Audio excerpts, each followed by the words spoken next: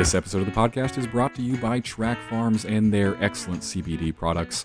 I love on this episode that we get to talk so much about jiu-jitsu. You guys know I'm obsessed with it, and I've started taking, finally, my classes, and I've been there every day at the time of this recording for about 2 weeks straight, and I can tell you that it's a little painful.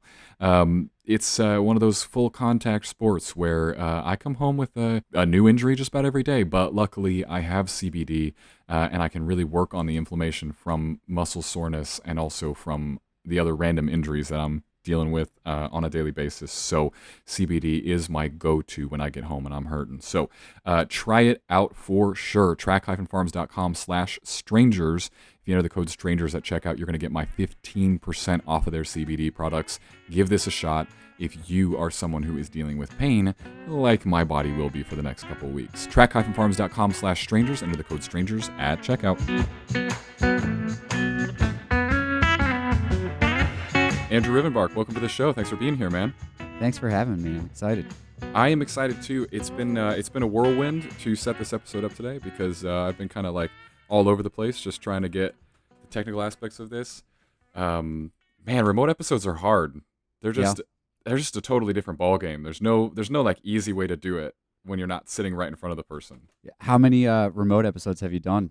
Probably, I don't know, maybe 4 or 5 at this point. Okay. It's super rare for me because, and I usually steer clear of them, and most of that is because, like, obviously part of the show is that often the strangers that I'm meeting are going to be like in the same place that I am, Right? Which helps. But then occasionally I stumble upon someone like you who is not where I'm at, and especially during COVID time, that's kind of a fun thing. Like, it's kind of a new way to be able to expand the show out safely. So I just thought, let's jump on the show today. And I literally asked you this morning, and we were both like, well, yeah, today works. Let's do today. Yeah, that was kind of cool. This is actually the first time I've been the subject of like someone else's podcast. I've recently started doing one with a buddy of mine, and we just kind of sit there and talk about same concept, whatever comes up. We actually just had a guest on who is a sumo wrestling, like international sumo wrestling champion. That's awesome. Yeah, it was really unique and an interesting experience. But yeah, the whole world of podcasting is kind of new to me, but it's exciting. Yeah, it's a lot of fun, and it's super addictive. I mean, Sure. This is, I started with one, and now I have 3 different podcasts that I'm doing, and I'm looking at a 4th. Honestly, I'm playing with the idea of a 4th now, and Andrea's pretty upset with me for that. Because she's like, does there really need to be another one? But yes, there does. There's so many things you can do with this format. It's totally unique. Well, before we kind of go further, let's tell the people, and me, by the way, because I know a little bit about your background. I did my homework on you. I tried to find out kind of what you're about, what you're into. But the people want to know what you're about. So why don't we start with where are you? You're in New Jersey. Is that correct? Yeah, it's a small town in New Jersey called Sicklerville. It's about a half an hour outside of Philadelphia. So not too far south, but it's also a bit of a drive if I wanted to go into like New York.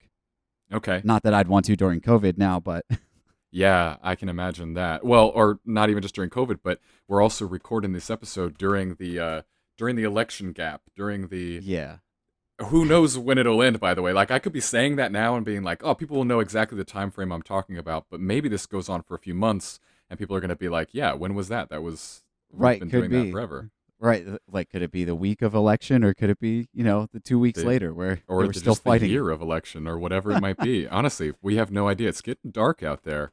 Yeah.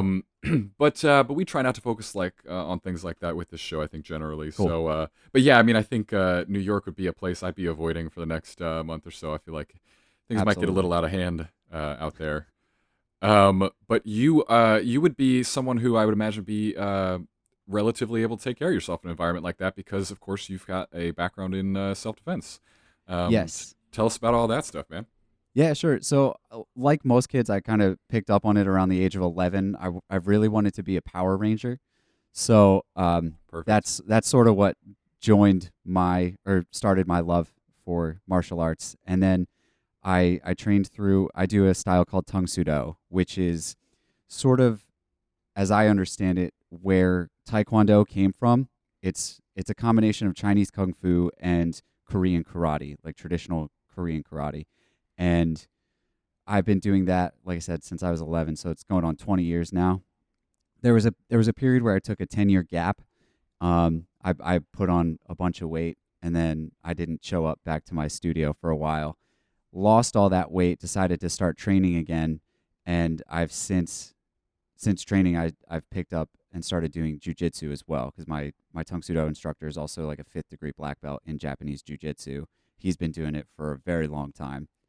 So Yeah, I noticed that it was all Japanese jiu-jitsu, which is like it's not as popular right now as obviously Brazilian jiu-jitsu, and right. I don't really know the difference. Can you fill me in on the difference between those two things? So the way I understand it, without trying to offend any like Brazilian jiu-jitsu guys, because I might get this wrong, as I understand it, it's a lot more competitive. The Brazilian jiu-jitsu style, um, they work from a position of guard a lot, and my instructor's typical training for Japanese jiu-jitsu is very wanting to work on that top position and getting whether it's mount, side mount. He really wants to work from those types of positions, from either working in his guard or someone else's guard. He's also a cop, so he's been a cop for like 20 plus years. So he finds that he'd rather be on top than in somebody's guard. Yeah, that makes a lot of sense. I think that you've probably caught the last episode where I was talking with Mike Sanda out in Charleston, because I think that's when you Yeah. messaged me. Because we're just strangers, we're legitimate internet strangers right now, which I think is the coolest thing. Yeah, it But really is. I found your profile, and we have a lot of things in common: creating videos and loving podcasts and martial arts. I think it's great, man. So, but you had messaged me off of that one. Since then, I've been down in Florida, and I started finally with Brazilian Jiu Jitsu, and Oh, awesome. I'm about 2 weeks in now, I guess, and I've been going every single day, and it's just something that, like, while I'm down here, I have the opportunity. The school is really close, and Okay. so I'm just gonna take this like whole month we're down here and just really focus in on it.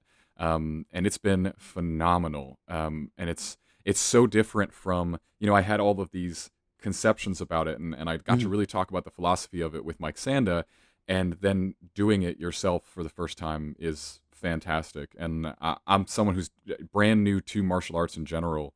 Oh, wow. Okay. And so, even just like overcoming that initial part of just wrestling with somebody. I was like, when was Yeah. the last time I've wrestled with another human? Like, I was maybe 12, and it wasn't even something Sure. my buddies and I didn't do that very often. We didn't fight. We weren't that rambunctious. So, um, it's totally different when you walk into it as an adult. It's a totally different experience. Yeah, it really is. I still have, because I'm still a white belt in Japanese jiu-jitsu, so I still have that, panicked feel sometimes if I've got somebody who's a little bit more experienced and they're on top of me, not trying to be a jerk about it, but like, they sort of assert themselves over you just to, smother you, make you feel the pressure. And Absolutely. I find myself having to calm down from that and just be like, okay, it's gonna be okay. Like you and Mike were talking about, it's an art. It's not, them just trying to be jerks. It's Yeah. it's gentle. Yeah. Yeah. I think that Or that's entirely true. It can be. yeah, Uh, I think another term you used was aggressive cuddling. Yeah, Is that that sounds about right. And it is. I mean, it is. It is gentle. But if you haven't really wrestled around with anybody in a while, you have to get used to the fact that there's impact too. And like yeah. my arms are so bruised. I don't even think it would show up in the video. Oh no, that's pretty Oh, good. no, there it is. There it is. Yeah, I'm all bruised up, arms and legs, from just doing this, and but it's gotten much better. Like day one, I was covered in bruises, Yep. and now it's already getting better. Like my whole body is starting to react and respond to this, and say, okay, like we can step up to that level. So it's been a really cool kind of to dip my toes in and start getting used to it. But you think about like the reason to learn that would be okay. So I'd like to maybe know how to defend myself a bit in a street fight scenario. Beyond Mhm. that, I think there's a million reasons to love Brazilian Jiu-Jitsu, just as a sport, as something to do, as a way to challenge yourself, as a workout, whatever. That's all great. But at the end of the day, the useful component would be like, do I know what to do if someone's coming at me? Yeah. Um, and the fact that I wasn't even, that day one, I didn't even know what to do with another human sort of on top of me. That's like not something I'm familiar with outside of one scenario with my wife, then when else is another human? She's looking at me. She's real mad about that joke. When else is another human on top of you? When does that happen? And Right. so in a street fight, you'd have to overcome that mental component of like, this is an entirely new scenario for me, and I have to pretend like I know what I'm doing. And I think we all kind of walk around with an ego. Like if you're a person who's roughly in shape, generally speaking, you feel like, and I'm like a tall guy, so I'm like, yeah, I could probably handle myself. And Right. I go there and I'm exposed. My ego takes a big hit every single day. And I think that's got to be good for you, right? I mean, that's what it's Yeah. about. Yeah. It definitely opens up it humbles you. It definitely Yeah. humbles you. I find that every single time, because I run for another form of fitness. I lift weights, and it is completely different. It's a completely different form of exercise. So when you go in with that air of confidence and then you sort of lose or you get winded really easily because it's not the same thing as running a 5K, and you just have to sit there and be like, okay, what did I do wrong? What can I do Hmm. better? And why did that happen to me? So it's a Right. really humbling experience to make yourself open up and think about it Yeah. and, play chess instead of checkers. Yeah, 100%. And it'd be like if you go to the gym and you see like a 200 pound. I'm thinking of like 200 pounds on the bar. You're looking at the Right. bar with 200 pounds on it, and you can move that around, and you can get to a level where you can lift that over your head, and you can run around with it and whatever you want. But imagine now that the weight is fighting back. The weight is Exactly. like, no, you're not going to pick me up. No, I'm going to strangle you instead. I mean, there's no way you can compare those two workouts. Not at all. Um, it's a good thing the weights don't try to strangle us back usually. Yeah, Yeah. unless again you're lifting with ego, trying to do the heaviest bench press that you possibly could, and Oh, it I just hate those collapses on you. videos. I hate those videos. That Yeah, I'm happened to a not a buddy of fan. mine in high school. He was lifting, and he was benching, and I believe what happens is that he dropped it, and it came down on his teeth, Oh, knocked a bunch of his teeth out. That's no yeah. joke right there, man. No. Ooh. No, my fiance is a recreational power lifter, and she was at the gym the other day telling me how one of the guys there had the squat bar on his back, and he had about six plates on each side, group of buddies around him, and he goes down to the bottom of his squat and literally had to bail out, and the bar rolls over top of his neck, for him to bail out of it, and Oh, then like, he waited. She thought he died. Um, mm, he waited and then tried it again. yeah, yeah. It takes a special kind of person for that. Absolutely. Did he do that thing where he like falls forward and like his whole body buckle and it just? She didn't get into too much detail, but yeah, the way she sounded was he had to roll it over his neck and head to actually bail out. Like he couldn't just drop it behind him Oh, like you traditionally would do for squats. So he went up and over his neck. brutal, Yeah. brutal. Yeah, ouch. But luckily, the other thing in jujitsu is that even if that 200-pound person is trying to fight you back, you just tap out and then they get off of your neck. Right. And then Unlike they that start weight. and you start over. Yeah, yeah, and then you just try again. Um, but yeah, man, it's been a lot of fun. It's cool that you've got this background where you've been doing it since you were young. That's something I'll always be envious of. I didn't have the chance to do that. I wasn't interested in it as a kid, so it's not definitely not my parents' fault. I had no Right. interest. But that type of head start, I imagine, is makes it a completely different ballgame. The level of It comfort you've got. it was useful, especially coming off of that 10-year hiatus. Like I said, a lot of the traditional components, because we have what we call forms, and you'd probably hear it more commonly called katas in the karate styles. Um, so we have a lot of those traditional components that we practice, and that was a little bit more difficult to remember. I mean, you remember some things just with muscle memory, but as you get higher up in your rankings, uh, they become more technical. So some of the technicalities were tougher to remember, but ultimately, when I was like jumping back into class, just getting my conditioning back, it came back relatively quick. And that was just because, like you said, I'd done it for so long. Right.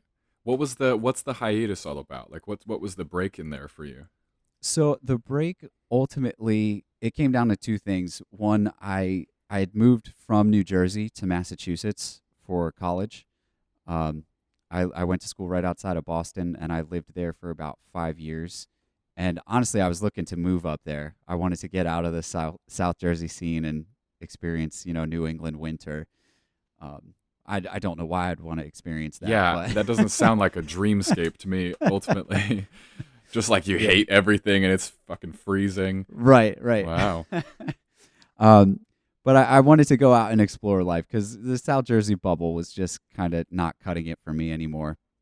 So I wanted to see what else was out there. And while I was there, you gain the freshman 15, then like the sophomore 30, and ultimately I wound up putting on weight. When I was in high school, I was around 150 pounds, and that's when I was really actively involved with the martial arts. And I think by the time I left college, I was 220, 230 plus. Hmm. So I had really put on a lot of weight. And I had told myself when I moved back home that I was going to get back to the karate school and get back into shape. And next thing I knew, 5 more years went by and I still hadn't done it. But then I met my fiance after moving home, and she started kicking my ass about getting into shape. She's had her own share of health problems and developed an unhealthy relationship with food. And now she's on track to be a registered dietitian. So she really helped me with my relationship with food and my relationship with working out and exercise in general, and helped me lose 80 pounds total. Wow. So I'm back down to around 165. And when I started losing that weight and feeling more confident and feeling like I was capable, that's when I decided to step back into the martial arts studio and test for my next belt and start doing jujitsu and, really feeling good about myself. And what I found through that was that it had filled a gap that I was missing somehow, somewhere in my life for the last 10 years that I didn't even realize was missing. Hmm. Yeah. And it's almost maybe one of those things where you were like taking your health for granted at a certain point. And it sounds like Definitely. you wanted to go experience something that was different. And that was one of those things that sort of came with you, was like, well, this is different, but maybe not necessarily better. Yeah. Um, which it's easy to get into that mindset of like, just because it's different, that doesn't necessarily mean that it's better. But we're seeking some novelty in some way, something different. Yeah. Um, I think I read something on your blog that you write with your wife where you said once you break one rule, it's easy to break them all. oh And yeah, and I think that's very true. I mean, yours was specifically to life on the road, I believe, yeah, but I think it holds true in a lot of avenues of life. And I think that's what sort of happened when I moved off to college. It was, oh, mom and dad aren't here to check up on me, so yeah, let me start drinking and going to parties, and let me not take care of my health because now I can eat ice cream before dinner and all this yeah. other stuff that when you are brought up you're told you can't do. So now Right. you want to go off and do all of that. And I yeah, next thing you know, 10 years goes by and you're like, what did I do with my Right. life during that 10 years? Yeah, though those spirals can go both ways on you, can't they? Like, because I Yep. think that the reference we were making in terms of breaking rules was definitely moving towards the positive, towards the idea of you can have more autonomy over your life because you Hmm. say like this conventional social rule is bullshit and we should do it this way instead. And but Right. it can just as easily swing right back the other way, and you find yourself breaking rules that are there because they're important, because they're good. Yeah. And when you're not noticing it, and it happens slow, man. It's got to happen slow. But I think that's awesome that you were able to turn that ship right back around, man, and get back into it. That's super inspirational because a lot of people feel like they cannot, or like it is too late to do something about that, because we just want to keep moving down the spiral that we're going down instead of Yeah. trying to change it up. Yeah, it was definitely a slow moving needle for me too, because at the point in time where I started really getting serious about my weight loss, um, my fiance and I had been together 5 years, and she was really the driving force for all of it. I mean, it was me doing the work and me making the sacrifices and me busting my ass, but it wouldn't have been possible without her. And even for the first 5 years of our relationship, um, I would still like I would go to the gym, but it would be going to the gym for 2 weeks, really hard, 3 days a week, kicking my ass, and then I'd fall off because it would get too hard, and I couldn't find Right. that rhythm because I didn't have a really solid reason why. Like, why am I doing it? Just because she's into fitness, like, okay, it's more time with her, but I didn't really want to be there. Right. What's the So, how do you do it now then? Are you someone who likes to go like every day but it's not nearly as intense, or what's the rhythm that you keep? so lately it was really hard with the shutdown because my gym was closed. So as most were throughout the country. So we actually wound up buying lumber to build a deadlift platform in our backyard, Oh, and nice. Okay. we bought like an Olympic weight set from Dick's Sporting Goods. So we would work out like 1 or 2 days a week outside, but as you can imagine, with the heat in the summer and the cool from the fall into the winter, it wasn't necessarily ideal. Right. So I took to running, and I was running 3 or 4 times a week. And then once gyms started working or started opening back up, I'm really only doing 2 days of lifting and trying to go to the karate school a couple days a week to Yeah. train and teach there. If your fiance's heading in the dietitian direction, which I think is super cool, you guys must have Mhm. done a big change to the way that you eat too. Like it had to be a big part of nutrition in that. Yeah, yeah, absolutely. I had to start tracking my calories, which, not necessarily is the best thing to do for everyone. It's definitely a preferential choice, and I don't do it all the time. I've gotten to the point now because I've been on my own weight loss journey for the last like almost 3 years, and um, I've gotten to a point now where I don't necessarily track everything, but I do like to make sure that I'm getting in enough protein throughout the day. That was one thing I was severely lacking before. I was eating a lot of carbs and a lot of processed foods and then just doing a lot of sitting around with no moving. Right. So so it was okay, let's get an idea of what you're actually eating first, what Right. you're ingesting, what changes we can make to that, and then let's focus on the movement Yeah. and getting more Yeah. movement in. I feel like so many forces around us are pushing us towards higher carbohydrate diets and a more sedimentary lifestyle. And it's Yeah. like those are the two things you need to completely reverse to do it right. And like protein's hard, man. Like getting Yeah. in like, general recommendation is like what, maybe 1 gram for every pound of body weight, something like that. Yeah. If you even try to get close to that, that's a lot of work, Right. especially if you try to do it clean without sort of adding in, like I still use whey protein because it's just Yeah, you it have to. you have to, man. Like Otherwise, it's you're eating a lot of grilled chicken. oh man, it's a lot of work to get that much food down. But even when you're talking other sources of protein, it's like, all right, now I'm cooking meat and I'm cooking meat all the time, which basically Mhm. means I'm cooking all the time.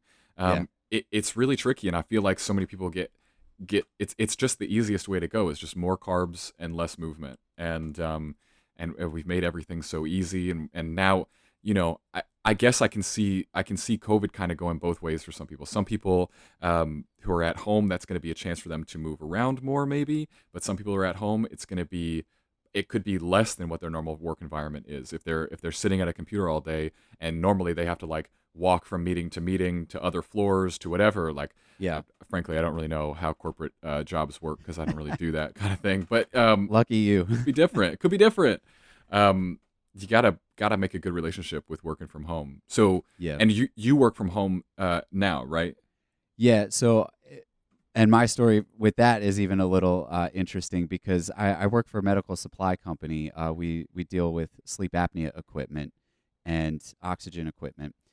And I was working in the warehouse there at our headquarters, and we ship all over the world. I was working in the warehouse for about 2 to 2.5, about 2 years before getting promoted into the marketing department because that's what my degree is actually in. So I started getting involved in the marketing side, and then right as I took the marketing job, I went on one business trip out to Arizona, and then boom, statewide shutdown for COVID-19. Yeah. So I was I was back in the warehouse because we had seen up an uptick in our orders for like nebulizers for people with respiratory conditions. And so I was helping there for about a month after the shutdown. I mean, we were still considered essential, so Right. I didn't lose any time there, but I was helping them in the warehouse for about a month, and when things leveled off, then I transitioned into work from home for the marketing job. So I've pretty much been working from home the entire time. Yeah. I don't know, man. I feel like with everything that's changing, I hope it's I honestly hope that it's making people feel like they have to be more flexible because I've been saying this whole time that I will focus on the silver linings as much as I can because Hmm. I know that this sucks for a lot of people, and I know that my situation, I feel really lucky for the fact that Andrew and I went and started living on the road when we did, Yeah, because it was kind of the perfect timing because we've been able to go to the safer spots, we've been able to change up when we're going to see clients and try to react to this whole thing. But sometimes I think it can be good to make it difficult to make things difficult that people have to react and have to become more flexible and it can shake things up in your life, and sometimes that's what we need. Although I think we're all sort of feeling right now like, all right, we're pretty shaken up. right. We'd love to be able to count on just something, just one thing right now. Yeah, just give us one thing. We don't need any more stress. It's just gonna get worse, man. It's just gonna get worse. All of Yeah. the I feel that coming. I definitely feel like when people reflect on 2020, they're gonna be like where do you start? So many things happened this year.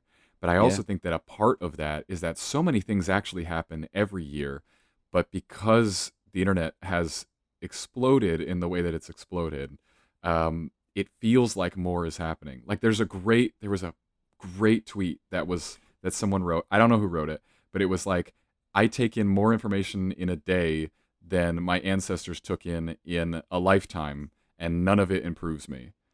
And I was like, yes, we're just That's deep. barraged by information every day, and you're like, how am I supposed to sort through this? Right. Um, that It's a hard level. Like you can't even comprehend half the stuff you take in. Like you said, what did it do to make me better as a person? What purpose did this serve me? Yep. Um, and I think too, that's a lot. It contributes to a lot of what people were feeling at the beginning of all this. When when everything started shutting down, and you just look on every single news network, and it's just death and mayhem and pandemonium and not knowing the answer to anything, and so many people, were committing suicide, and so many people were developing mental health issues and anxiety issues because it was just information overload, and it's all negative information. Yeah. And I think it's important for people to look at the silver lining, or to try to find a silver lining, even if it's just one positive thing a day. And even if it seems trivial at that point in time, you just need to latch onto it, because I'm a firm believer in you you get out of the universe what you put into the universe. So if you're constantly worrying about and focusing on the negative, even though the negative seems to be around us all the time the past 8 months, Yeah. if that's all you focus on, then that's all you're going to get out of the universe. But if you start to focus on the positivity, or the one little thing that gives you joy that you can hold on to, then that's going to blossom into something else, and then that's going to create something else, and then pretty soon you're going to have a hard time figuring out why you were so negative all the time, because you have all these positive things that you didn't realize in life. Yeah. It's all it's spirals, right? I mean, I think about spirals a lot because we're either moving in these positive spirals and things get more and more Yep. positive and better, or negative and we start going backwards. But unfortunately, I feel like it's so much easier for a positive spiral to start moving negative than it is for a Mhm. negative spiral to start moving positive. I mean, it's like a rock rolling down a hill. It's like if you're going to stop that, you have to apply so much more force, as Yeah. opposed to if you start losing that positive spiral, that's just going to start rolling back into negative town, and it's going to start building up momentum and getting harder and harder to catch up with. It's a real willpower challenge to keep on the positive side of things. Yeah. We all That's need like it. the myth of Sisyphus, right? He kept pushing that boulder up the hill, and it kept rolling back, even though he knew it was going back down. He kept having to push it back up. Yeah, that's some existential pointlessness type stuff, man, right there. It's some nihilistic shit. That's a Yeah. perfect way to go about the day. No, but I do think, I mean, there are good things that are happening, and you know, I'm grateful right now for a lot of things. One of them being my health, my wife's health, my family's health. Like I know that the people I love are doing what they can to take care of themselves, because we have the ability to, and that's what keeps it going and helps me not worry so much about this, and that people who are healthy and are at low risk can kind of start to get back into things that are normal. Like it's been super great. I'm not gonna lie, going to jujitsu class every day, and because I know that I'm pretty low risk that this Right. virus is gonna really mess me up badly, and so I can take that risk and say I'm willing to accept it, and I'm gonna go and roll anyways, and that's good for me. It's good to be around people who don't have masks on and feel like, oh, this is normal for a minute. I don't know what a mask would do if you're rolling with someone anyway, and they're like sweating all over your face, Probably and not much. it's not going to do a lot, Yeah. It's good to feel that normalcy sometimes. Yeah, it But definitely is. you've got a great project that you're starting. That's prompted me to get you on the show because I want you to tell me about this podcast that you're doing. Um, Sure. tell us all about it. Yeah. So as I said before, I started one podcast with a buddy of mine. His name's Cole, and he goes by the mighty Coleslaw. That's his nickname. Which ironically, he doesn't like coleslaw at all. Um, He's got to work on so that just for branding purposes. I feel like start liking it. right, right. Um, so he approached me about doing a podcast with him, and again, it's just sort of two guys having a conversation in a room. And one of the last episodes we did was a horror movie film review for Halloween, and that got me thinking because a lot of people that we talked to enjoyed it. It's still a baby podcast, but um, when we did that, I really enjoyed doing the deep dive into the movies, learning about the actors, learning about the plot, and all the struggles that they made going through making the movie. So that got me thinking about another idea called Podflix and Chill, and that is essentially a play, obviously on Netflix and Chill, but I, I've been looking into the streaming wars for the past year or so now because it's been a pretty hot button topic. You have all these different streaming platforms. You've got Netflix, your Hulu's, your Amazon Primes, Apple's jumping in the game, NBC with Peacock. There's so many of them that operate around the world, and all of them pump so much money into their original content. You know, some of them, like your Netflixes, have entire back catalogs of different shows that they have licensing deals with all these different production companies and movie companies. So they have all these different shows and movies that aren't their intellectual property that they stream. Then they have all their intellectual property that they're sinking literally billions of dollars into to try to get more subscribers to their service. And much in the way that the internet over the course of this pandemic and the election period has shown us that there's information overload going on, there's a lot of content overload happening too. Mm-hmm. So my idea was I love watching movies and TV. It's probably one of the biggest criticisms I get from my fiance. That you just stream it too much. Right. She barely watches any TV. She doesn't have time for it. So Sounds like a classy lady. she is. You'd probably like her. You'd get along. But one of my concepts was to watch all of this original content strictly, none of the back catalogs of non-intellectual property that these guys have, but watch all of their original content, sort of review it, give my take on it, and offer any, research or insight that I can find into the shows, and then spread it out there for the people to see. That way, if they're trying to find their next, favorite show to watch or next favorite movie, then instead of scrolling hours and hours and hours, which is what I wind up doing all the time. Yeah, I'm like, same. geez, I don't even know where to start. Yep. This podcast, my hope for it is to give people a place to start and say, well, hey, that sounds interesting. Let me check it out. Yeah, So, that's ambitious because it's going to take you a lot of sort of research hours, if you will, to right. put out any episode. Like, do you have to binge a whole season of something before you can put out an episode about it? Yeah. So I'm trying to give myself sort of parameters to work within. And one of those is that I'm not trying to tackle anything that's more than like a 10 episode season. Okay. Right. So the first episode that's live now is all about the miniseries The Queen's Gambit. Mm-hmm. And that's on Netflix, and it's a fictional story about a child chess prodigy, and she basically becomes the rock and roll like chess player of the 60s. Is this a true story? It's fictional. It's Okay. based off of a book that was written in the 80s, but she, turns to drugs. She becomes an alcoholic, and she's the best female, one of the best chess players in the country and then in the world. And it culminates with this chess match between her and the top Russian player during the time of the Soviet Union and the spread of communism. So this would be like Miracle on Ice, but with chess. Right. But what's interesting too in my research was I found like it was actually a big deal in the chess world around the same time. One of my favorite movies growing up was this movie called Searching for Bobby Fischer, and it was made in the early 90s, and it was about a real-life child chess prodigy named Joshua Waitzkin, who learned chess through one of the speed chess players that he met in Central Park in New York.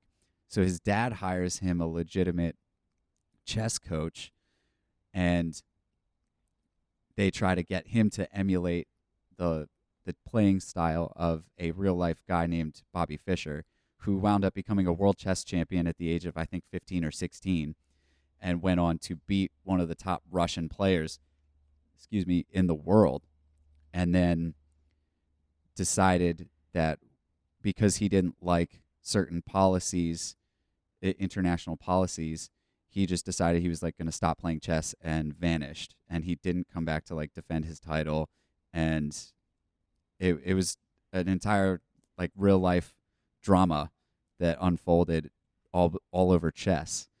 And even though the movie Searching for Bobby Fischer doesn't have Bobby Fischer in it at all, it sort of tells some of the story of Bobby Fischer's life through this kid Joshua Waitzkin. So it was actually real life drama going on in the chess world. Who knew? But it's this a crazy show, the world, Queen, man.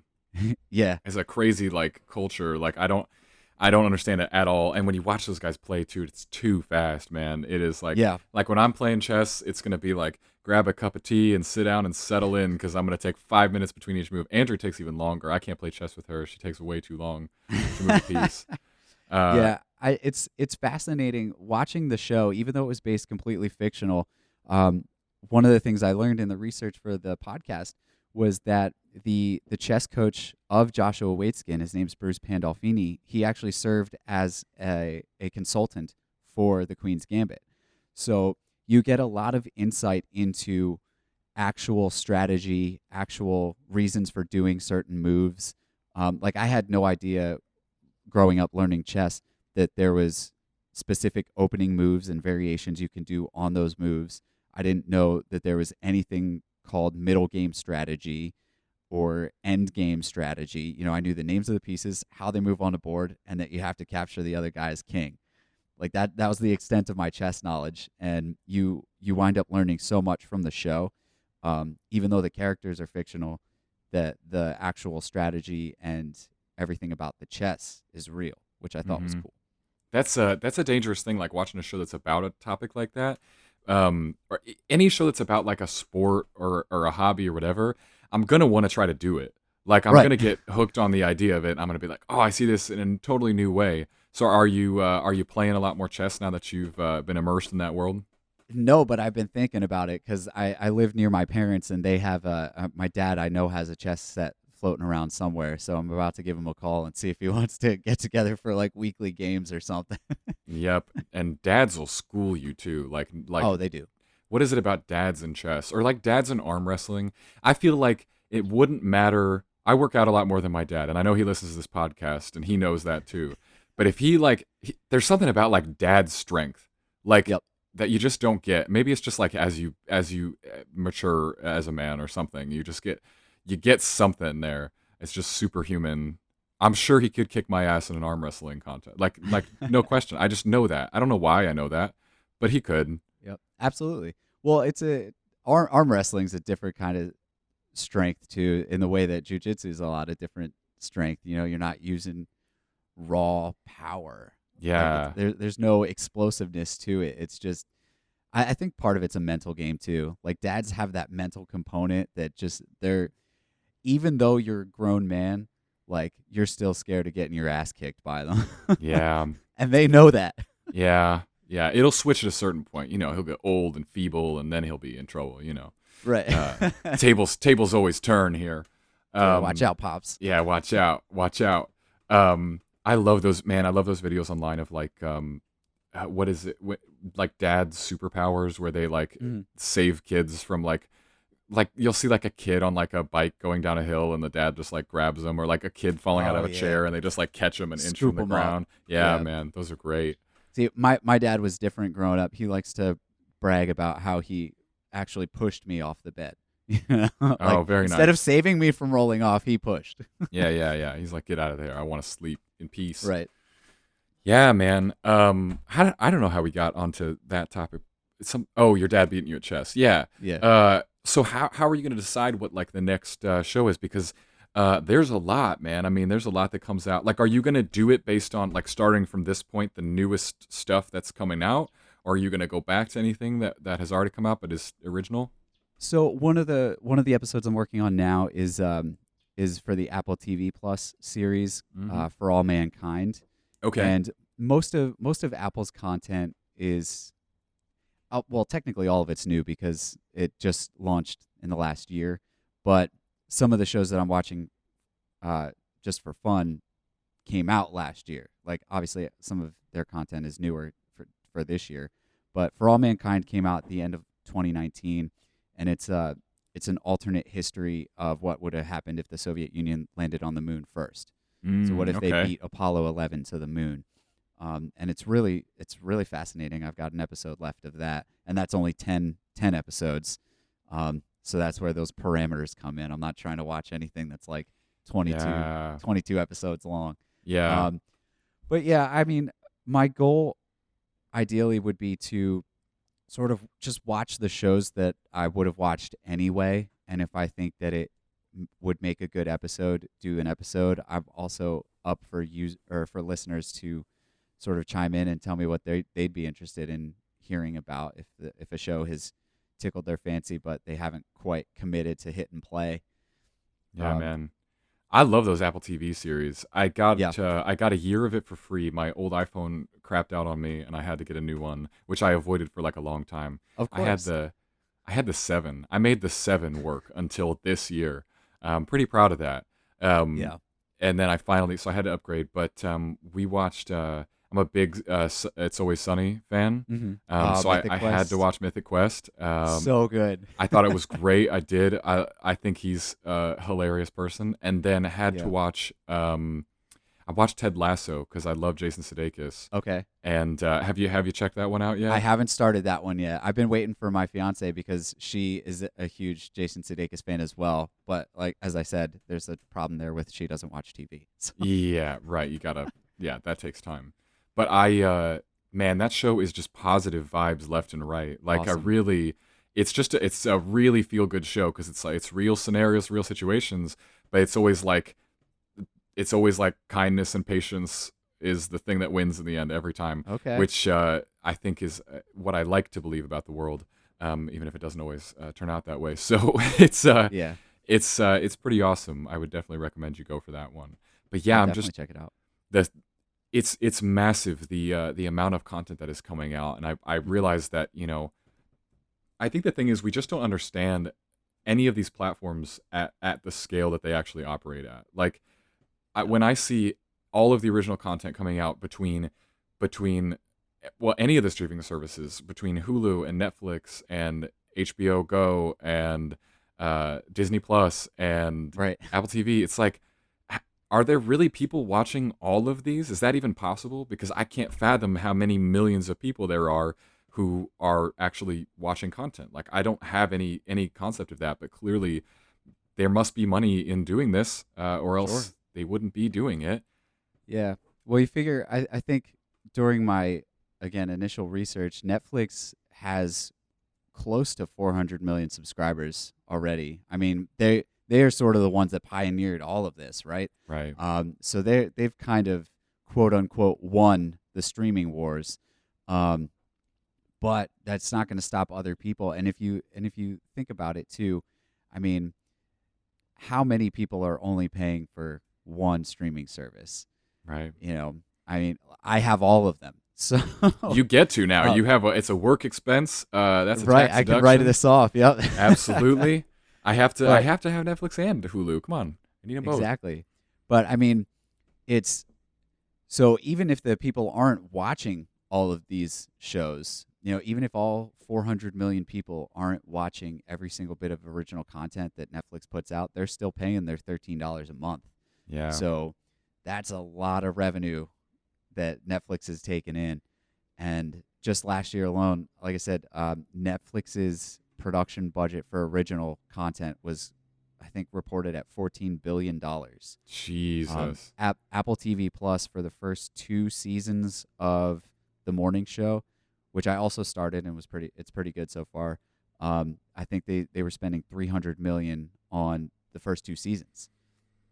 Yeah, You know, well, they got some big names for that show. They got some A-listers on that one. yeah, they did. Not just That's- one, they have 3 at least. Yeah, and that's what I think is cool about Apple TV Plus's content. I think it was very underrated going into launch, right? They focused entirely on original content, and they're focusing on the names and the stories that they can tell through there. You've got a series with Chris Evans. You've got a series with Jason Momoa. You've got Tom Hanks was in one of their original movies. They had Right. an original movie with Anthony Mackie and Samuel L. Jackson. But they're all original content, and I thought that was a really cool concept. For $5 a month, like, you're getting to see stuff that you can't see anywhere else. Right. Like, I'm gonna take it. So I was surprised to find that they don't have more subscribers Yeah. than what they actually have. Well, it's their. I mean, that's part of their brand. Is that it's like entirely proprietary. It's like we're going to be Sure. entirely original, and we're going to come up with brand new shows, and we're going to bring in the A-listers, Yeah. so that it's all that closed loop of it's just Apple TV. But I also think, you know, if this is what they've done within their first, well, if Morning Show has 2 seasons, they must be a little older than a year, right? Like a little bit. Well, I don't think the second season has started yet, but I think Okay. they had already released the figures for it. Yes. I mean, if this is what they've done with just the start of that, then they've clearly got massive plans to really go somewhere here. And as consumers, we're all going to be sitting there like which services can I really afford to have at this point? Right. And that's the competition. It's like, can we have the shows that people feel like they need in their lives? Because it's not enough to just be a want anymore. It's going to be like, I can't live without the second season of that show. Exactly. Which I get now, because now I've watched Ted Lasso, and I know that when that next season comes out and my free year is up, I'm going to be like, I need another season of Ted Lasso, obviously.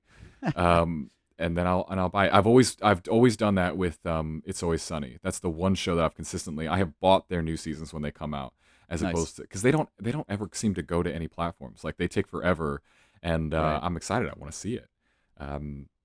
You live near Philadelphia. Is it really sunny? No, probably not. No, Yeah, not yeah. really. I wouldn't think so. So I actually have a funny story about It's Always Sunny. I've never, I can't say never, but I don't watch the show. I've seen episodes of it in a tattoo parlor waiting for my fiance to get a tattoo done. Fun fact, she has like 6 of them. I have none, so I don't know how that worked out. But I'm gonna circle back to that, but keep going. So I've only seen a handful of episodes of It's Always Sunny. Every episode I've seen, I love, but I just, what are they, 8, 9, 10 seasons in? I don't even know at this point. They are if they continue, it'll be season 15. Oh, They- wow. they Okay. put out So I'm a season bit off. 14. Yeah, it's Um, it's like the longest running. I think they said it's the longest running comedy show on TV with that many seasons. Oh, wow. I think I'm Okay. not getting that wrong, because there's other shows that compete, but they've been on for a long time. Like live action, obviously they're not beating like Family Guy or The Simpsons or anything like that. Right. But with live action, I think that they are at the top there. That's awesome. But yeah, so having never seen an entire season of that show, I was actually in the background of an episode, and I'm talking like way background. My aunt has Philadelphia Flyers season tickets. Oh, We're a big hockey is family. it the one where they go and they shoot the goal and Yeah, yeah. yeah, that's So pretty awesome.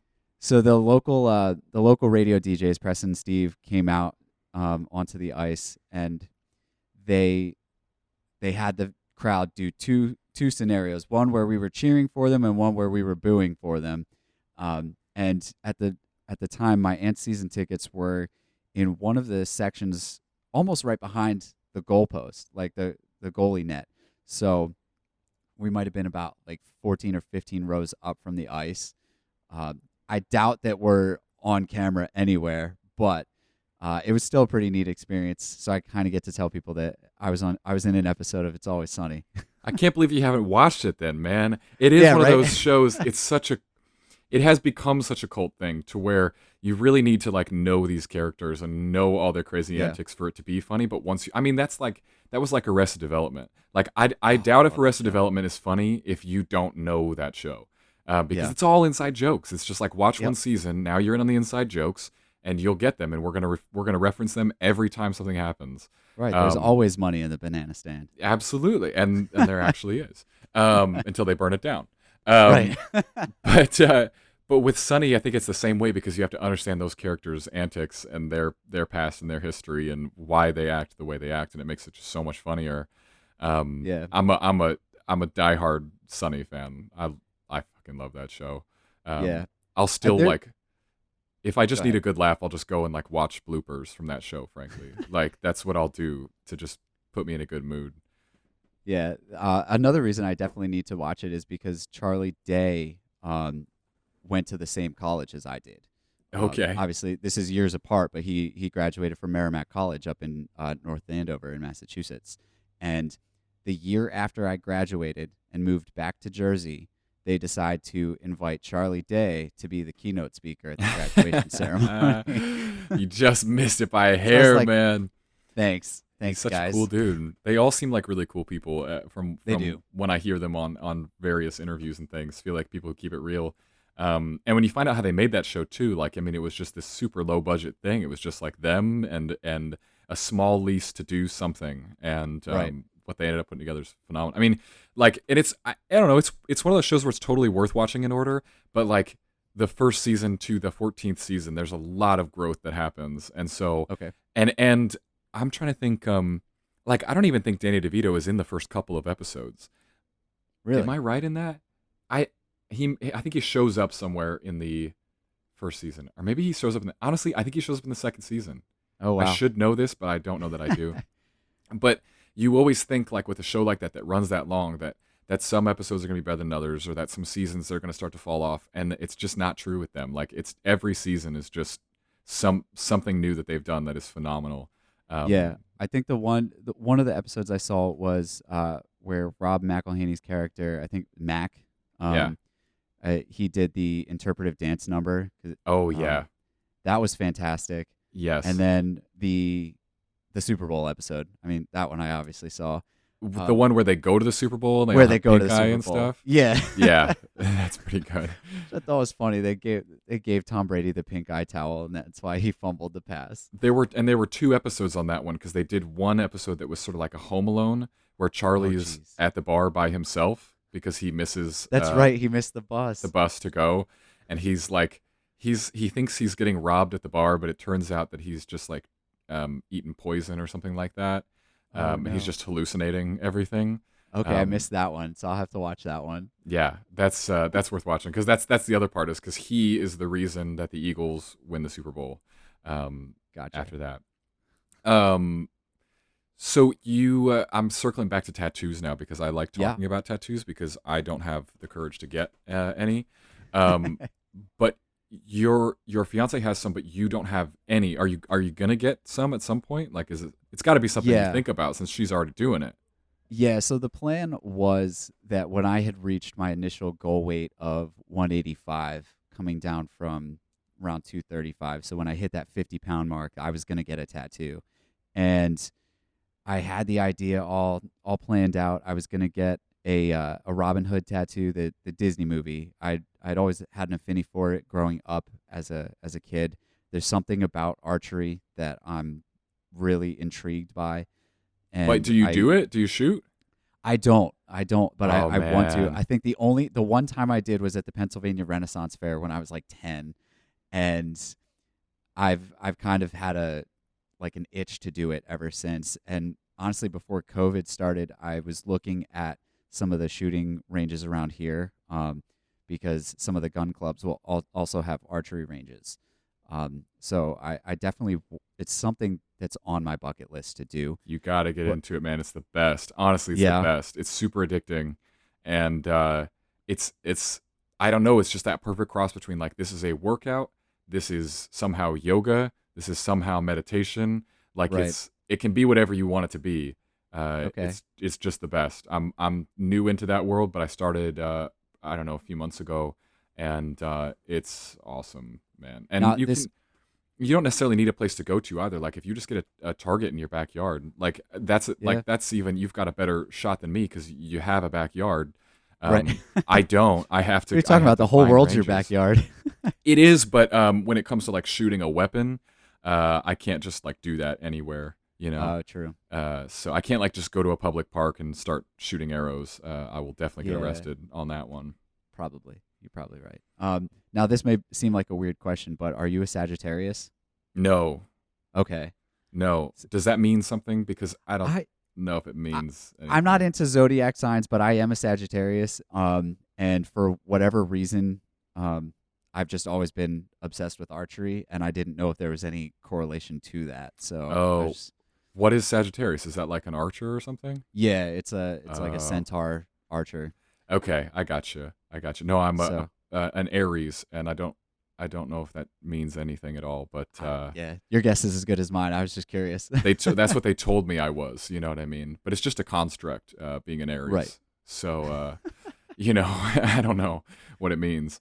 But yeah, man, it's the best. I got a recurve bow because for me it's like bow hunting is something I'd love to do one day, Mhm. but it's just not realistic with my current lifestyle at all that I'll get there. So I was way Yeah. more interested in having something that's like a good solid workout and really Yeah. about the focus and working on those kinds of things. Yeah, I Um, imagine you need a lot of like not just like grip strength and dexterity, but like a lot of control. it's Right. totally different. And it's also one of those things where I mean, a lot of people talk about with recurve bow like instinctive shooting, which isn't Mhm. necessarily a real thing. Like you still want to aim and things, but you do understand with those that it's a lot more like throwing a ball, which we would all consider to be something that's instinctive. If I want to throw the ball to that certain place, that's a type of instinct that you can develop by Right. practicing it. But you don't really think about it. It's not like you line up and you're like, all right, right there, hold still, throw the, it's not really going to go like that. And it's the same thing kind of with shooting the recurve. I did get a chance to shoot a buddy's compound bow that he uses for hunting, and it's funny. My bow is 50 pounds, which is a pretty decent draw weight, but Okay. his was 70 to get it back. And then once with Yeah. the compound, once you lock that in, you're just holding it. You don't have to hold that 70 pounds the whole Right. The time. recurve's got that tension on it. Right. That's the difference with the recurve is when I'm holding that, I'm feeling it the whole time. Okay. But his bow, apparently that 20 pounds was the difference because I could barely get that thing back, man. That was heavy as hell, just to try to pull it back. It's a totally different ball game. But the nice thing about the recurves, they're a lot cheaper. Okay. So they're pretty easy to get into in that way. I don't know. I feel like it's easier to move from recurve to compound than the other way around because it's going to be harder in a way to pull the recurve and to get used to shooting like that. Right. And then you can kind of transition into a compound once you understand the concepts. But So yeah, man. do the recurve bows come in like 5, 10 pound increments or like 25 or Um, do you know? yeah, yeah. I mean, I think you can probably get like any draw weight that you want, really. Okay. For someone like you who's in decent shape, like I went and tried out two. I tried out a 35 and a 50, and the 35 was challenging, but I was like, this is gonna be easy really quickly. I could Okay. tell that like that weight was gonna be easy quickly, and I'm glad I went with the 50. I was right. Like after shooting for a while, the 50 became really comfortable. You develop those muscles in your back, and it gets more comfortable. So I feel like it's better to go up and not have to buy two bows Sure. than to go a little too low.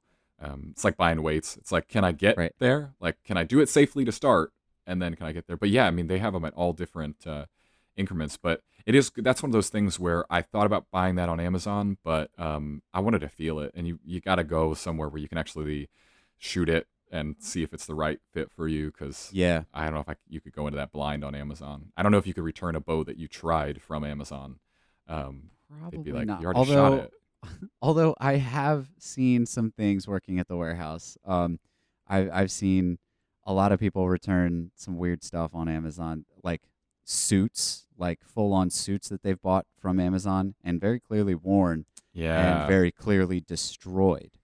Um, Oh. and then they'll just return it. Um, and then you get the people that return things to Amazon, like, because what most people don't realize with that is there's a lot of third party sellers on Amazon, or maybe they do realize it and just don't care. But then they'll return things that they bought from other sellers to you. Mm. So I've gotten a lot of stuff back on Amazon that we're looking at in the warehouse and saying we don't sell Yeah, this socks. isn't actually ours. Right. Yeah, that's super weird. Yeah. Um, But sorry, we were talking about archery. right, yeah. Try it, man. Get into it. It's not that big of a cost to start with, really. I Okay. mean, you can get a decent bow for somewhere around $200 probably. That's not bad. It's not terrible because once It's you've less got than it I and buy it's the on right audio fit, equipment. yeah, man, it's nothing like electronics at all. Um, the arrows are an ongoing expense, however, because you just lose them over and over again. At least I do. Because like I was out shooting in Charleston, a couple, I guess like 2 weeks back, and the first grouping I shot, like I saw one, I saw where it went in the grass, and then you'll spend 30 minutes looking for it, and you're like, Oh I'm not no. even shooting right now. I'm just looking for one arrow, and I guarantee that thing buried itself 6 feet under the ground in this like Sure. soft ground. It just is what it is. Just got to keep Yeah. buying arrows. Sucks. But yeah, man, it's good. And I'll like sometimes I'll go out and do it like kind of silent and just like really try to be with my thoughts and try to it's like cuz it's like meditation, like try to turn the thoughts off. But Yeah. sometimes if you're shooting for a while, I'll like throw a podcast on and it's just a real fluid thing. I'm just like I'm taking in a great podcast, I'm just shooting, I'm working. Um it's worth a try, man. It's definitely worth a try. Yeah, I think you've convinced me. I'm gonna have to look when we hang up. I'll have to see if there's any place I can check out bows locally. Yeah. You weren't exactly a hard sell. It sounded like you kind of already wanted to do it. You just needed someone I like me to be like, you need to do it. yeah, I've always, like I said, I've always had a passion and interest in it, and I just never got around to actually pulling the trigger and committing. Do you think So, that you would be someone who would go bow hunting if you felt like you got confident enough with your skills? uh, I mean, I'm definitely not opposed to it. But I wouldn't say that Is there a like lot of hunting out in where you are? Does that happen? there's some spots. I'm sure the deeper into the Pine Barrens you get, which is an area of South Jersey, I'm sure that there's more of it. It's more prevalent. But I'm in the sort of spot of New Jersey that's like 20 minutes from everything. So I'm 20 minutes from the bridge to get into Philly. I'm like 20 minutes from civilization. you know, Yeah. I'm a little bit longer to the beach, but that's okay. Yeah. Yeah. To the Jersey Shore, if you will. Yes. Um, I don't know. I don't even know anything about that area. That's one spot we haven't gone to, and I don't know that either of us really has a ton of interest in heading to kind of the East Coast is really hard for us. I think that's what we found so far, because it's so crowded. It's so Yeah. busy. It's Um, densely populated. yeah, Now, I would say that if you did ever make it out this way, Maine would probably be your best bet, and it seems like you guys would probably do well in Maine.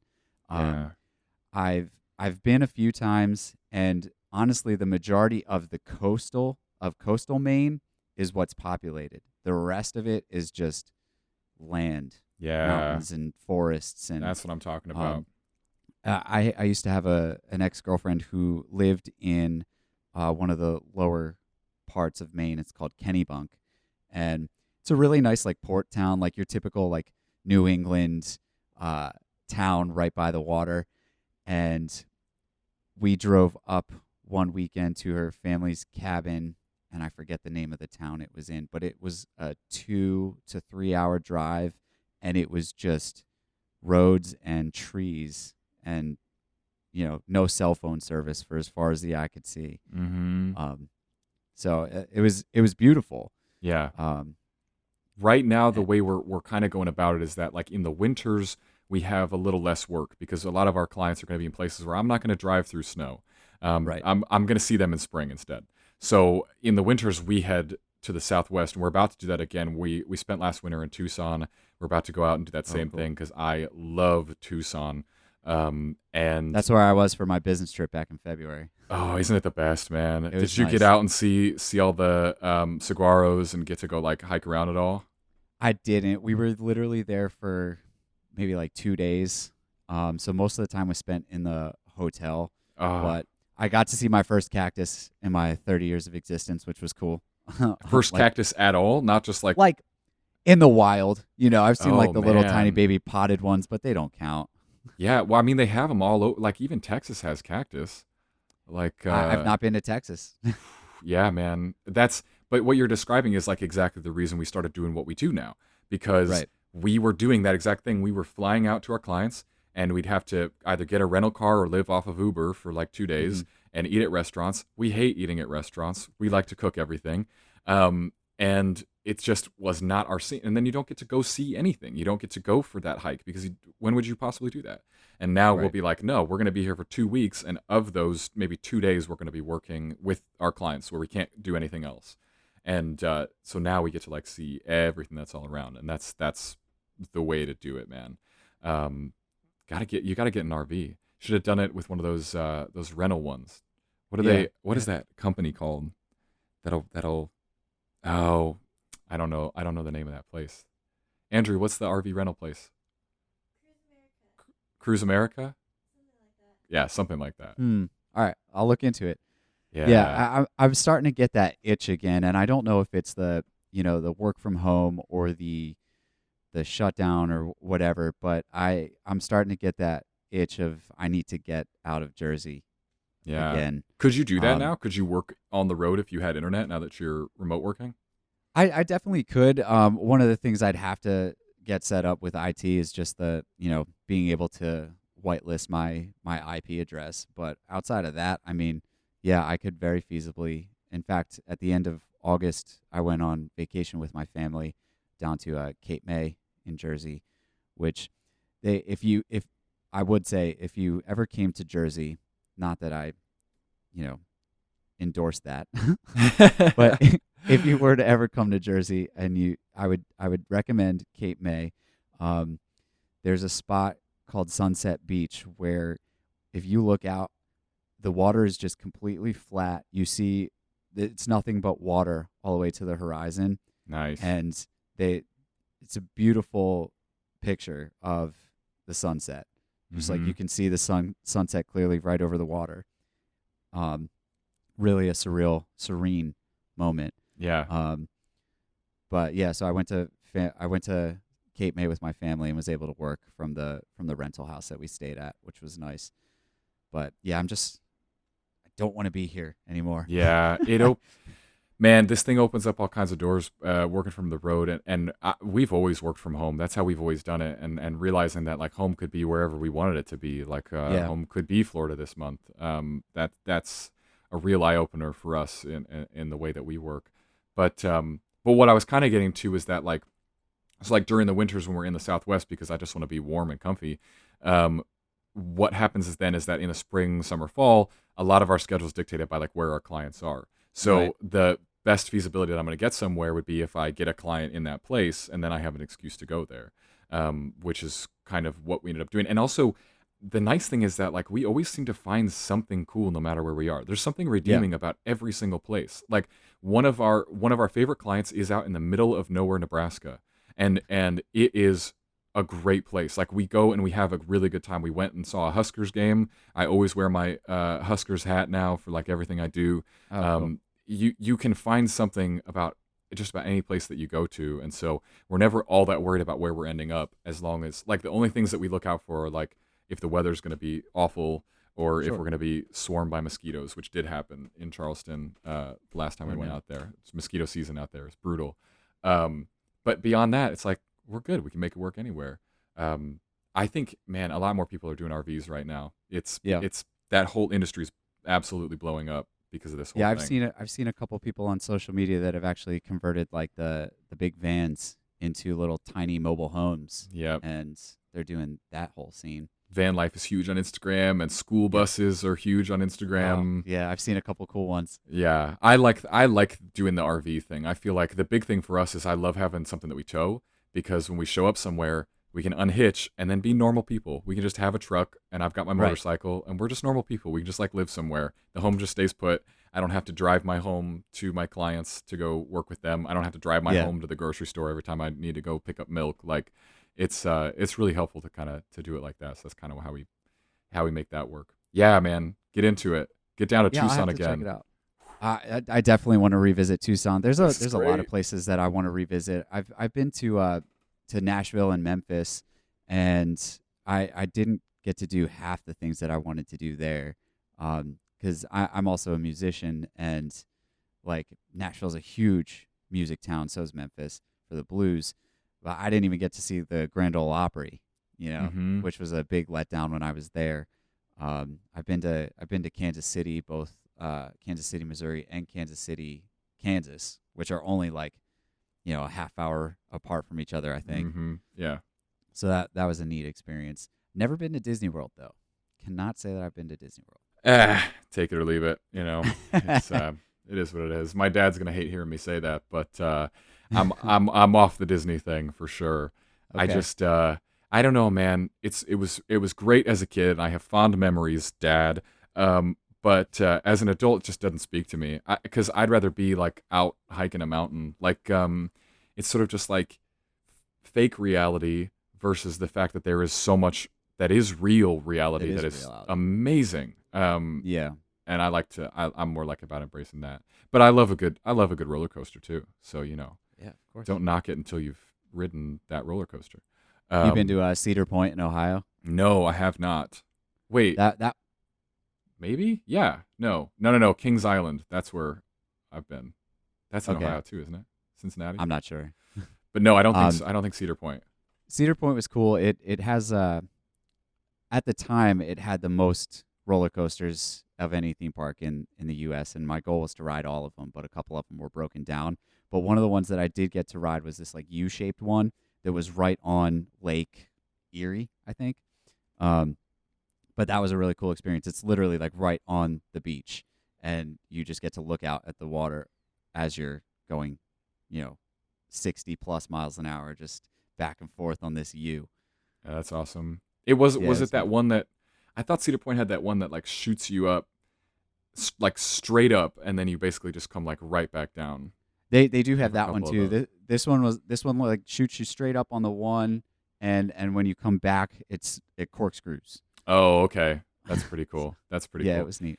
I used to love roller coasters. When I was a kid, I thought that that's what I wanted to do was like work on roller coasters. Hmm. And so like I realizing that I actually know the name of the ride that I am referring to, but I'm not saying it mostly just because as a kid I like knew all that stuff. I was like really, really into it. And I think they had that. There was that show that Bert Kreischer did that was Bert the Conqueror, and he would go to all these different roller Yes. coasters that I thought were awesome.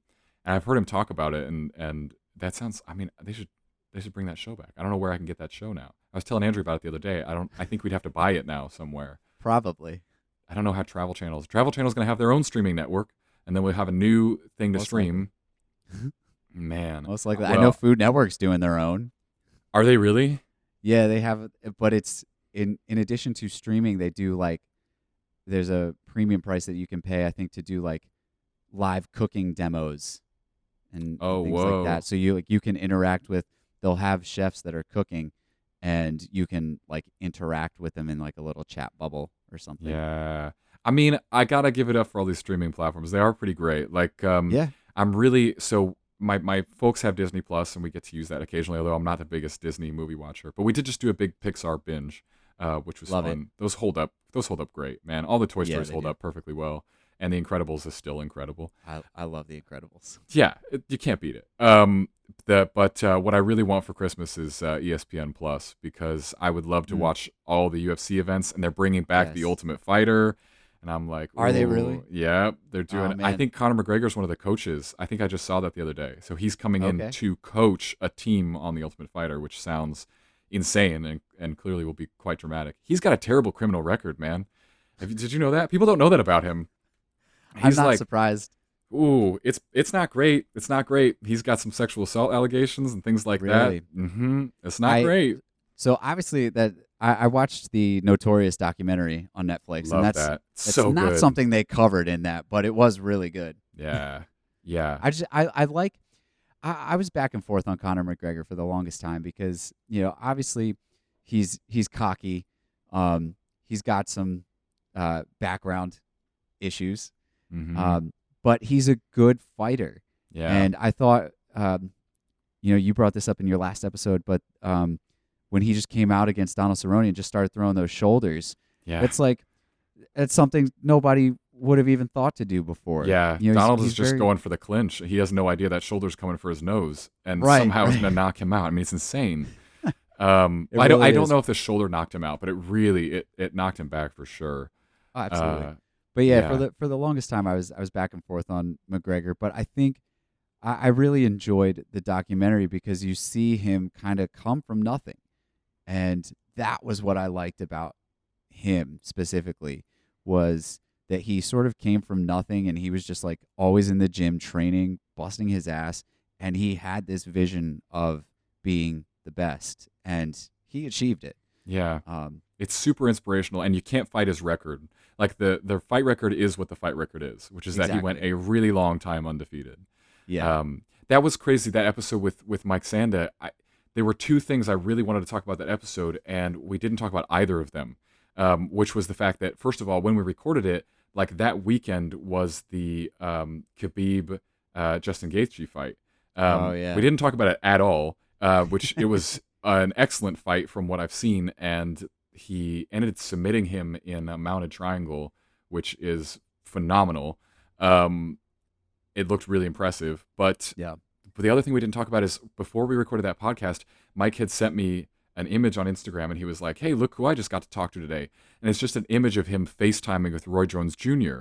Um, Oh, cool. and I can't believe we didn't talk about it on the episode at all. So I still don't know why he gets to FaceTime with one of the greatest boxers of all time, but Right. he did. So I'll next time I'm in Charleston, I'm going to need the rest of that story. Definitely. Because I don't Do a get to part 2 FaceTime of the with that show. guy. Yeah, well, that's the nice thing about this show is that like the my goal is like I haven't had a person on the show yet who I wouldn't do an episode 2 with. I think everybody has been awesome to talk to, and when I got to do one follow up episode with the thru hiker Rachel Lee, and every time I get to like be around those people again or travel to where they're at, we can do another new episode. So I feel like Yeah. I'm looking forward to this show being able to snowball on top of itself and build this really cool net of awesome people. And if we ever get out to Jersey, I'm sure you're going to be one of them. Or if you make it out to Tucson, man, we'll Yeah, get you we'll on we'll there. make it happen again for sure. 'Cause it's a lot of fun. Like you said, it's just kind of two guys who happen to randomly meet on the internet and just started talking to each other, and we actually have a pretty decent amount in common. Yeah, I mean, that's all I really look for. I really look to see if first of all, I also look to see if someone can talk because if someone is a little shy, I have to end up doing a lot more work on an episode. So that's all I'm like looking for is like, does someone do something I think is cool or can relate to? And then can we talk, do you think?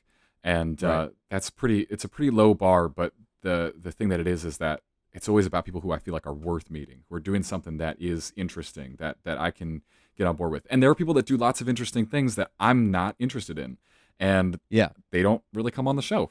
I've definitely it's my show. If I'm interested, I get to have them on. It's pretty cool. Right. If Um, they want to be on a podcast, they can start their own. yeah, and there's everybody is starting one now, which I think is Yeah. phenomenal. So you've got one. So give us the name of your podcast one more time. It's Podflix and Chill. Is that right? Yep. Podflix and chill, just like Netflix, but with a pod instead. And next episode is going to be all about. Hang on, I can remember the name of the show, even though it was For All Mankind. Is that what you said you were doing That's next? it. Yep. Beautiful. Yeah, I've got one episode left of the series, or the season, because they're apparently doing a season 2 as well, and I'm very pumped to finish it and talk about it. Should I give that one a watch? I think so. I mean, it depends. It depends, one, how much you like and are interested in space and the moon landing. Couldn't be more interested. Yeah, but it's a neat concept too, because like I said, it's an alternate history. So they have real life people portrayed in the show, but they're all fictional events. So it's really interesting to It's see. like Forrest Gump meets the moon landing. Basically. That sounds good, man. Yeah. And I'm definitely going to be watching Queen's Gambit because it'll make me want to play chess, which is probably good for my brain or something. And that one's only 7 episodes too. So again, That's if you're like I mentioned this on the show, but if you're like me and aggressive, you can do it in 24 hours. And even if you're not that aggressive, you could still bang it out an episode a day and be done in a week. All right, I can work on that. That's got the chick from the new Emma in it too, from what I saw. Did you see the new movie version of Emma? No, I didn't. It's good, man. It's really good. Johnny Flynn's in that too. Andrew's a big Johnny Flynn fan. Okay. Yeah, that's a pretty decent movie. So I'll be giving that a watch for sure. And where can people find you on Instagram? What's your handle there? My handle is SwaggetyAndy7. This is one of the first ones I came up with, and it's just stuck ever since. Perfect. SwaggetyAndy7. Well, thank you so much, Andy, for being on the show. It's been an absolute pleasure to meet you, and hopefully we get to do this again sometime, because you've got the podcasting bug and I do too. And what that means is that, like, if there's a chance to podcast, I'm doing it. Right. Like, no questions and the asked. world's our oyster too. There's so much space out there. You know, you're not really stepping on anybody's toes by jumping in, doing your own thing. Yeah, nope. There's plenty of opportunity. Apparently, if these streaming channels have taught us anything, it's that apparently there's millions of people looking for content out there. So there can't be enough podcasts to meet that type of demand. I completely agree. So we'll keep cranking them out. Thanks so much for being here, man. Thanks everybody for listening. Thanks as always to our sponsor, Track Farms, for the CBD. And that's it, folks. As always, we will see you on the next episode.